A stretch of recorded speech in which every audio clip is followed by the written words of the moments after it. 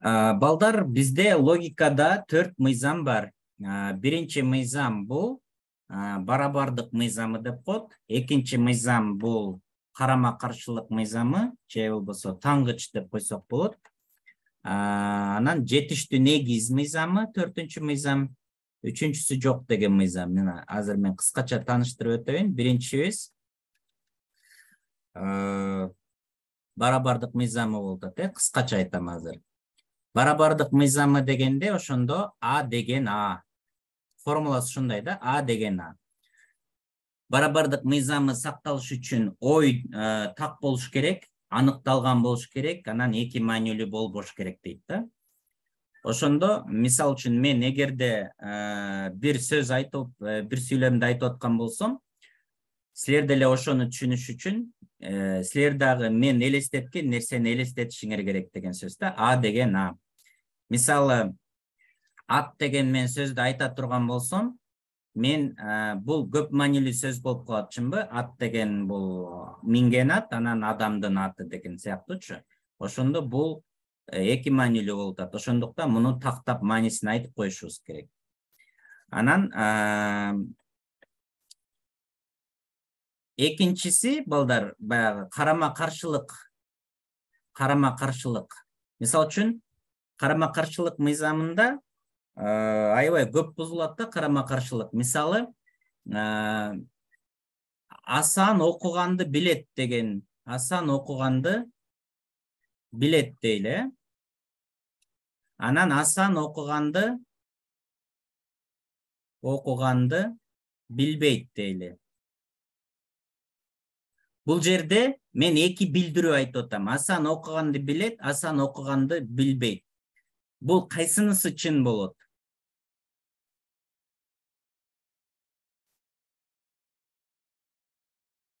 Кайсынысы чын болот? Белгисиз. Бул жерде карама каршылык мыйзамы боюнча мындай да, эгерде Асан окуганды билет жана Асан окуганды билбейт дегенде убакыт боюнча эки башка убакытта айтылып аткан болсо, анда экөө тең чын. Мисалы үчүн Асандын кичинекей кезиндегиси, анан Асан онго чыккандагы кезиндегисин айтып аткан болсок, биринчи убакыт боюнча эки башка убакытта бир эле нерсе, бирок эки башка убакытта айтылган болсо, анда экөө тең чын болушу мүмкүн, же экөө тең калп болушу мүмкүн, боло берет. Экинчи учур, балдар, мисал үчүн айтайын, январдын күндөрү кыска дейин, бул чынбы же калппы? Январдын күндөр январда кыска, или январдын күндөрү кыска дейин, чынбы? Чын. Эми мен ошол эле учурда, мисал үчүн, январдын күндөрү кыска эмес, же болбосо узун деп карама каршысын айтып койсом, чынбы же чын эмеспи?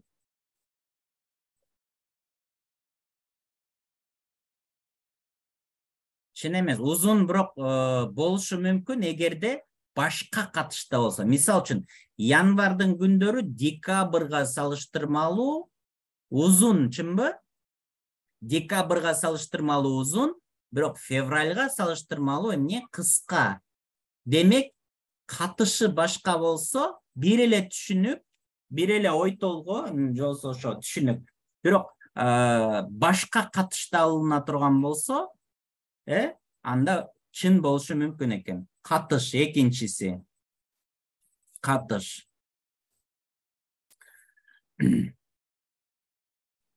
Ооба, убакытка жараша ал башка, анан январдын күндөрүн алып башка катыш, башкага салыштырып ала турган болсок, анан ошондой эле январь бир эле предмет тууралуу, экинчиси бир эле предмет тууралуу. Мисал үчүн,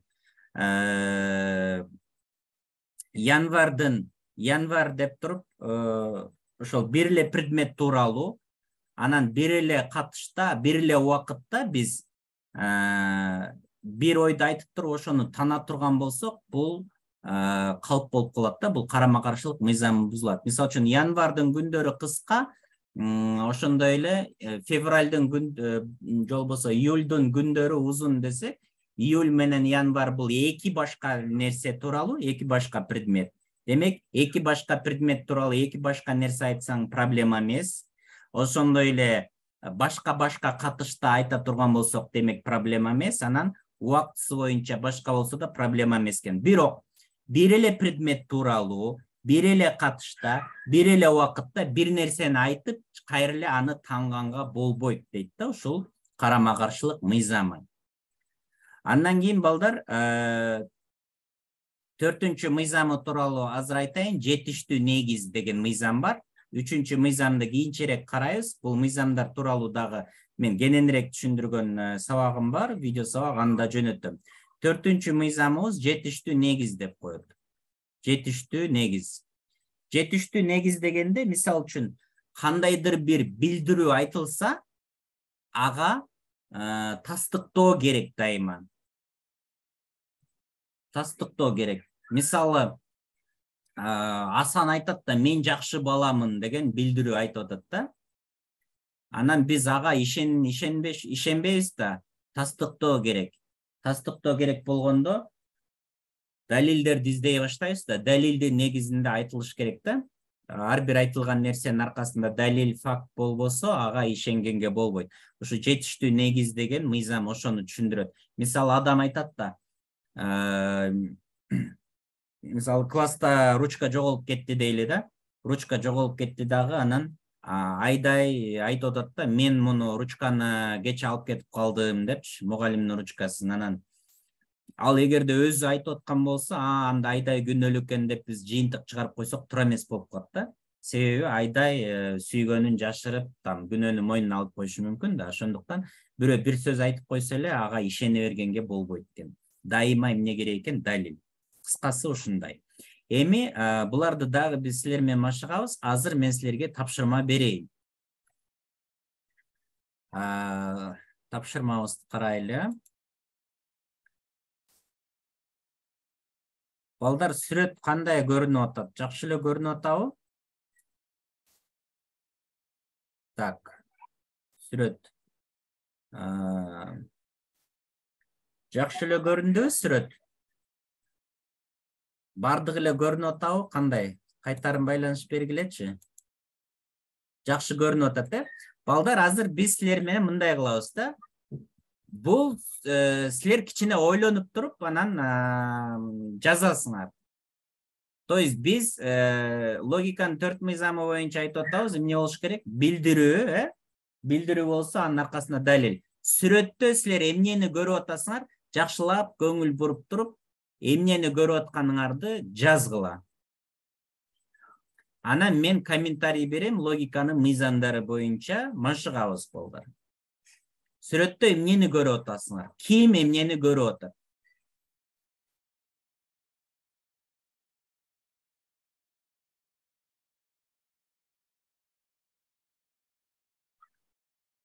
Телефондон мындай сүрөттү чоңойтуп алып көрсөңөр болот бекен.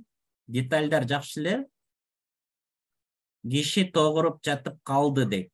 Мына балдар, самоубийство или подстава дейт. Бир комната кыздын эси өзүнүн өмүрүнө кол салган адам дейт. Мисал үчүн келгиле эми акырындан силердин могул билдирүүңөрдү талдайлы. Мисал үчүн Альбин айтып атат. Бир комнатада кыздын эси ооп жатканы дейт. Эми сен ушул билдирүүнү айтып атасың да. Айтып атпаймынбы, логиканын 4-чү мыйзамы боюнча билдирүү айтылса, анын аркасында далил болуш керек. Эси ооп жатканын каяктан билесиң? Эмненин негизинде айтып атасың?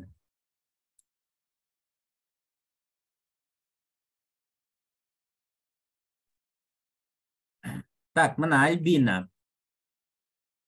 Жаз, мына сен немен комментарийиңди окуйлу, анан калган балдардыкын да карайбыз, Так, өзүн өзү атып алды дейт. Атып алганын каерден билип атасыңар? Макул, балдар, общий эле келгиле. Жаза бергиле. Мен атып алганын каерден билдиңер? Өзүн өзүн атып алганын эмненин негизинде айтып атасыңар? Так, үйдө жалгыз адам өзүн атып алган дейт. Силер шашпагыла. Көрдүңөр, жыйынтык шашып жыйынтык чыгарбагыла деп атабыз. Эмне кылыш керек деп атабыз? Айткан оюңардын аркасында далил болуш керек. Логиканын 4-чү мыйзамы боюнча. Өзүн атып алды деп атасыңар. Дагы ойлонгула. Кана детективсиңе детективди тапшырма деп коет да муну. Жазгылачы, логикаңарды бир көрөлү. Өзүн атып салды дейт. Атып салды деп канды көрүп атабыз бул жерде. Колунда пистолет көрүп атабыз. Жетиштүү негиз мыйзамы. Так. Не бар экен дагы? Пистолет бар экен, кат да бар экен дейт. Бирөө муну атып колуна пистолет карматып койду дейт Сауль. Эмне үчүн ушундай билдирүүнү айтып атасың? Эмне үчүн? Логиканын 4-чү мыйзамы боюнча бир билдирүүнү айтсак, дайыма далил келтиришибиз керек. Столдон кулап башы стенага тийип жарадар болду дейт. Эмне үчүн өзү кулады? Көрүңөр, силер жөн эле билдирүүнү айтып коюп атасыңар, бирок аркасында эч кандай далилди айтпай атасыңар да силер. Детальдарга көңүл бурушуңар керек. Бир колунда сигарет бар, болуптур, сигарет бар. Анан не болуптур?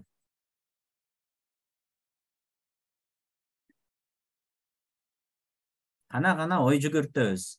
Башка бирөө өлтүрүп кетиптир, кан айнектерге чачыраптыр дейт. Эмне өзүн ал атып салса, кан айнекке чачырабаш керекпи?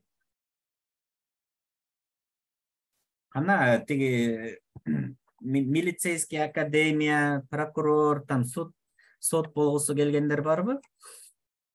Негизи эле башкалар деле негизи логикалык ой жүгүртүүбүз любой сферада өнүккөн болуш керек да. Себеби стол жыгылып турат, тапочка ыргып кеткен, каршылык көрсөткөн дейт. Так, бул жетишсиз негиз болуп атат.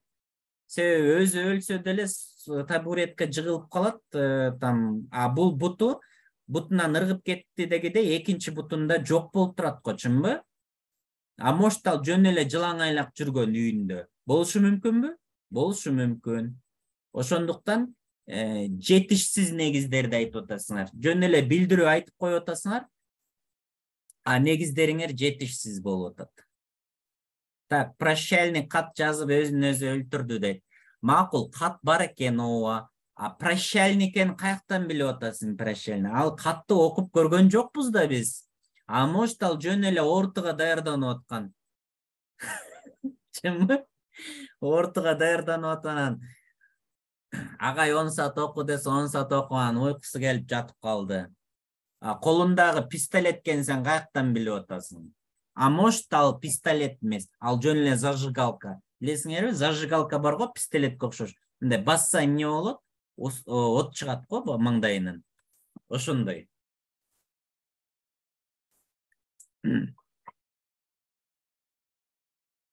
Так, өзүн өлтүргөнгө айнекке кан чачырабайт да дейт. Эмнеге чачырабайт? Өзүн пистолет менен атып атса, эмнеге чачырабашы мүмкүн? Чачырайт. Еще как чачырайт. Башка бирөө өлтүрдү. Столдо отурган болот, бир нерсе жазып чочун адам. Так. Балдар, силер бир нерсеге көңүл бурбай атасыңар. Сүрөттү жакшылап карагыла. Мисал үчүн, тамеки сол колунда турат, чынбы? Тамеки сол колунда турат. Демек, сол колунда турса, сол колу менен эгерде ал чеге турган болсо, значит ал сологой болушу мүмкүн деген жыйынтык чыгарсаңар болот мына, чынбы? Экинчиден, столду карай турган болсок, мына мисал үчүн столду карай турган болсоңор, мына балдар, ручка сол тарапта турат.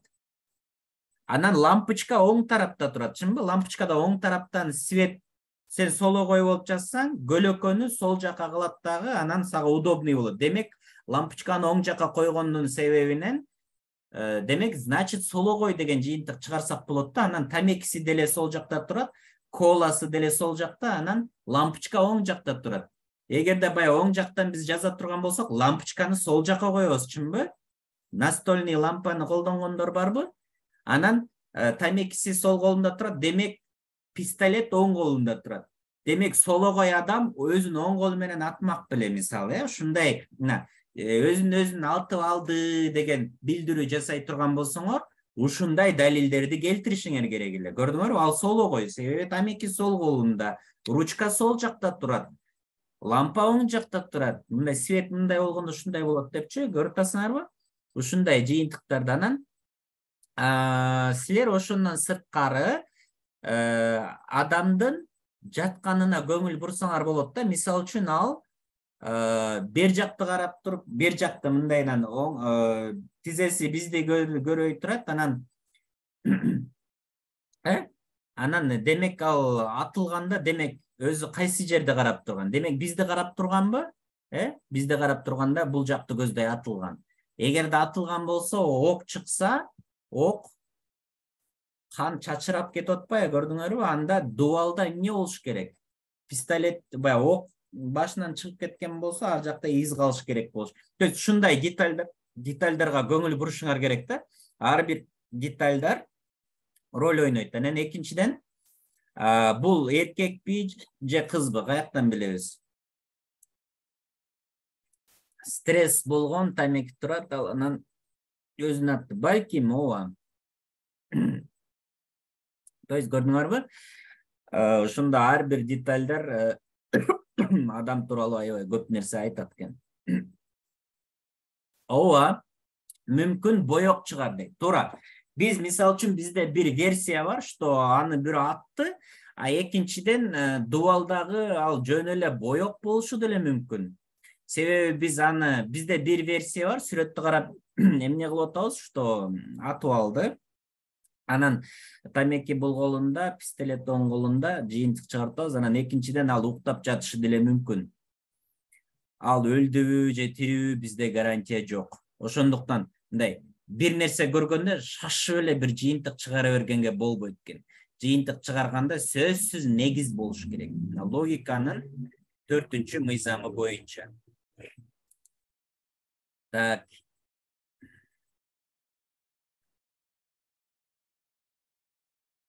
Кыскасы ушундай, Демек биз бир нерсени айтканда, анын аркасында сөзсүз далилибиз болуш керек экен. Далилибиз жетишерлик болуш керек экен, көрдүңөрбү? Жетишерлик. Жөн эле биз айта берет экенбиз. Анан ошондо логикалык ой жүгүртүүбүздү машыктырыш үчүн 4-чү мыйзамдын негизинде деп, анан дайыма фактылар деле бул турат. Анан фактыны да биз өзүбүз кандай аны талдаймындай, кандай ага аныктама беребиз. Мисалы үчүн факты бар да, күн эмнеден чыгат? Чыгыштан чыгат, анан батыштан батат, чынбы? Бул факты миллиондогон жылдар бою эле ушундай болуп келатат. Анан илгери адамдар ушу күн эрте менен чыгат да, кечинде батыштан батып кетет. Ушул фактыны көргөндө адамдар эмне кылган? Алар бир жыйынтык чыгарган да, демек күн жерде айланат депчи. Факты бар, бирок фактыны биз ар кандай эмне кылышыбыз мүмкүн экен? Ар кандай мындай интерпретировать деп коет да, ар кандай аныктама беришибиз мүмкүн экен да факткачы. Ошондуктан фактылардагы ал бар, бирок ага өзүбүздүн ой жүгүртүүбүзгө жараша биз бир мындай жыйынтык чыгарат экенбиз фактынын негизиндечи. Анын үчүн дагы мына көбүрөөк машыгышыбыз керек экен, ой жүгүртүүбүздү өнүктүрүшүбүз керек. Ошондо баягы күн дайыма чыгып бата берет, анан күн жерде айланат деп биринчи адамдар ошо фактыны көрүп жыйынтык чыгарган. Бирок кийинки учурда күн жерде айланбай эле жер күндө айланат экен деген. Анан акырындык менен эмне болду, что күн жерде айланат, то есть күндө жер айланат, а күн өзү кошо айланып, алар бир жака, то есть көрдүңөрбү? Факты өзүнөн өзү сүйлөбөйт экен. Ага биз өзүбүз кандайдыр бир мындай түшүндүрмө берет экенбиз да, гипотеза чыгарат экенбиз. Анан ушундай көбүрөөк машыгып, ой жүгүртүүбүздү өнүктүрүшүбүз керек экен.